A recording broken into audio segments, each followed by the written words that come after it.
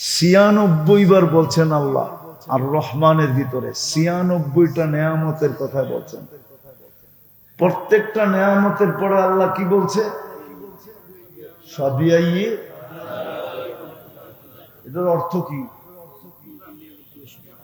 এটার আমার কাছে আরেকটা অর্থ আছে, দেখি এটা মনে লাগে কিনা। আল্লাহ এক একটা নেয়ামত বলে বলছে, আমরা বলি আমার কোন কোন নেয়ামতকে অস্বীকার করবে। আমি এই তর্জমা মানি, কিন্তু আমি একটা তর্জমা আপনাদেরকে শোনাই।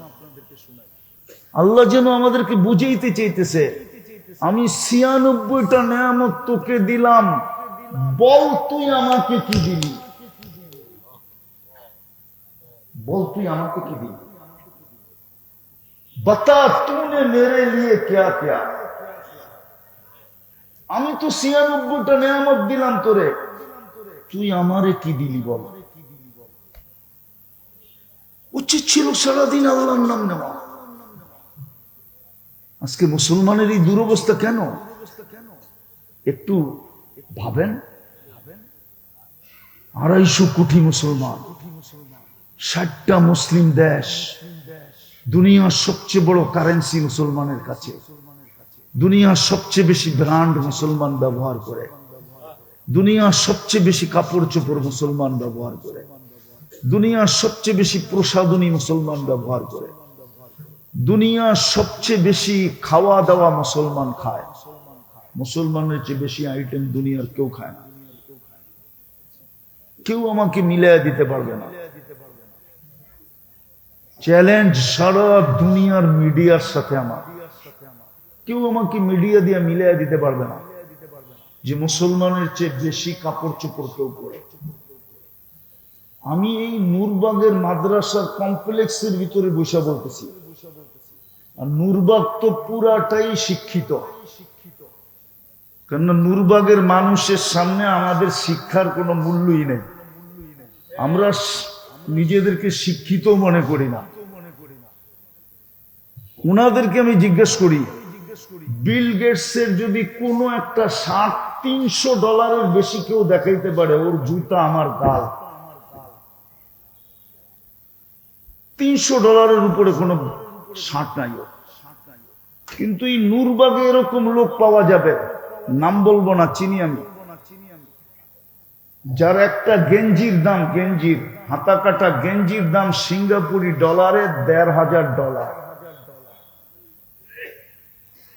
আমরা চিনি, আমরা দুনিয়া ঘুরে বেড়াই, আমরা চিনি। মুসলমানের চেয়ে দামি জিনিস কেউ পড়ে না।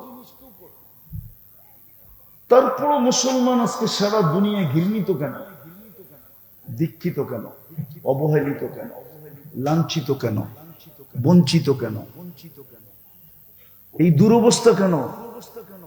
যদি মুসলমানদের দুরবস্থা আমার যুবকরা না দেখতো, ওরা সারাদিন নেটে দেখতে থাকে যে ইসলাম মুসলমান মানি একটা কলঙ্ক।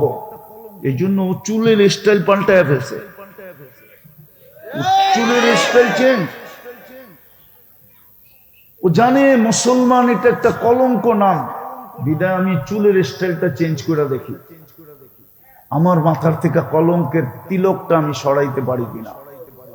এই জন্য ওর পোশাক আশাক ভিন্ন, ওর চাল চলন ভিন্ন, আমাদের যুবতীদের চাল চলন ভিন্ন, আমার পুরো সমাজের চাল চলন ভিন্ন।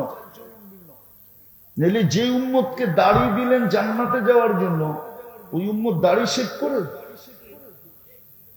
এই উম্মতকে তো দাড়ি দিছে জান্নাতে যাওয়ার জন্য। আমি হাদিস দিতে পারি আপনাকে,